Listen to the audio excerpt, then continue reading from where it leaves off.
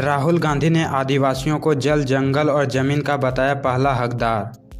राहुल गांधी ने चाईबासा में जनसभा को संबोधित करते हुए केंद्र सरकार पर जमकर निशाना साधा। इस दौरान राहुल गांधी ने मोदी सरकार को अरबपतियों की सरकार बताया।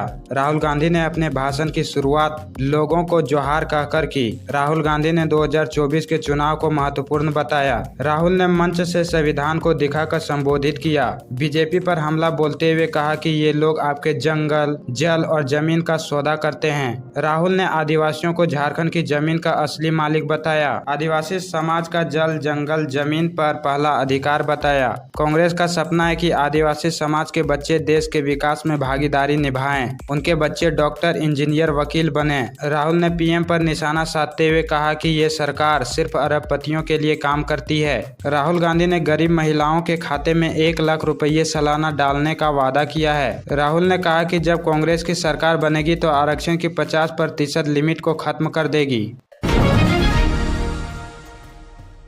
कांग्रेस अध्यक्ष राजेश ठाकुर भी करते रहे हैं ट्रांसफर पोस्टिंग की पैरवी। ईडी की छापेमारी में मिले चौंकाने वाले पत्र।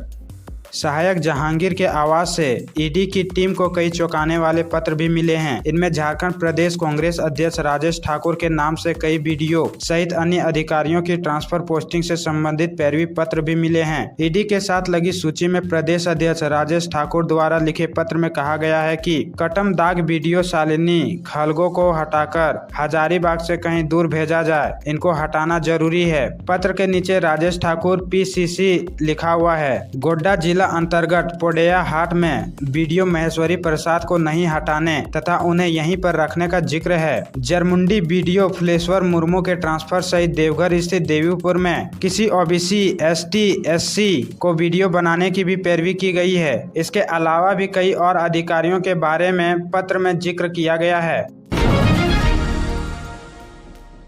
झारखंड में 12 मई तक बारिश के आसार, ऑरेंज अलर्ट जारी।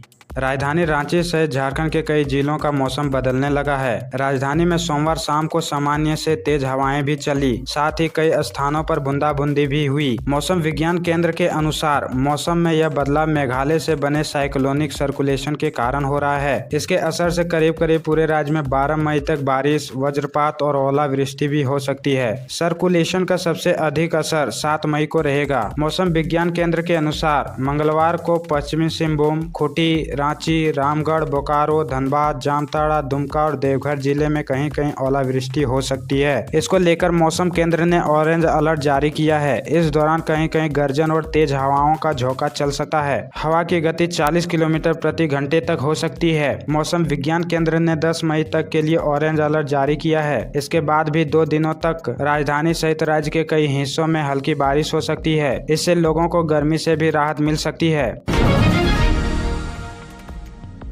झारखंड के मंत्री आलमगीर आलम के PS और उनका नौकर 6 दिनों की ईडी रिमांड पर।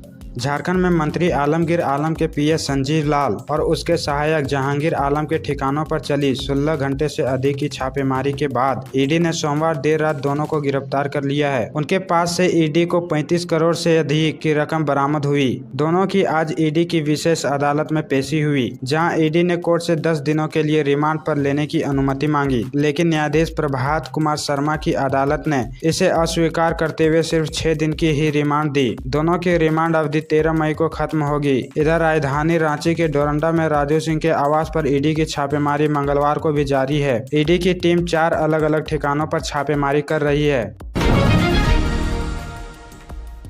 करोड़ों की नकद मिलने की सूचना पर रांची पहुंचे ईडी के एडिशनल ज्वाइंट डायरेक्टर जहांगीर के आसपास रहने वाले चकित।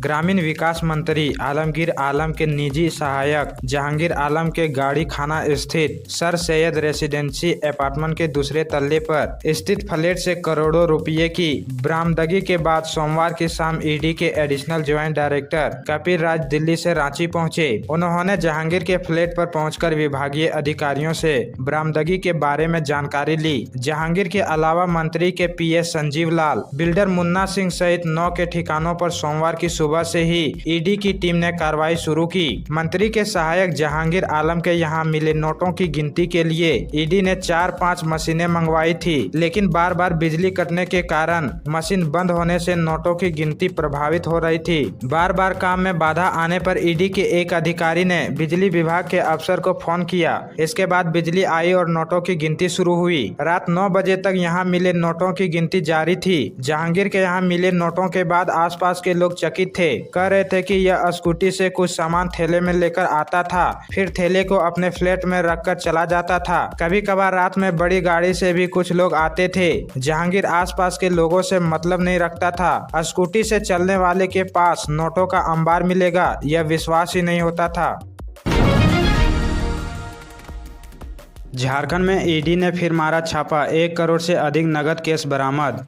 झारखंड में मंगलवार सुबह ईडी की अधिकारियों ने रांची में फिर छापा मारा है। जानकारी के मुताबिक ये छापेमारी राजू सिंह के श्यामली गली डोरंडा में स्थित आवास सिंह मोड़ IIT bus stand Ratu road में हुई है, जहां से प्रवर्तन निदेशालय को 1 करोड़ से अधिक की नगद राशि बरामद हुई है। बरामद पैसे की गिनती के लिए बैंक से नोट गिनने वाली मशीन मंगाई गई है। वीरेंद्र राम से जुड़े मामले में रांची के अलग अलग 9 ठिकानों पर छापा मारा था, जहाँ से उन्हें 35 करोड़ से अधिक की राशि बरामद हुई थी। ये छापेमारी राज्य के मंत्री आलमगीर आलम के पीएस संजीव लाल और उनके नौकर जहांगीर आलम, मुन्ना सिंह समेत कई लोगों के ठिकानों पर हुई थी। छापेमारी और पूछताछ के बाद ईडी ने देर रात संजीव लाल और उनके नौकर को गिरफ्तार कर लिया था।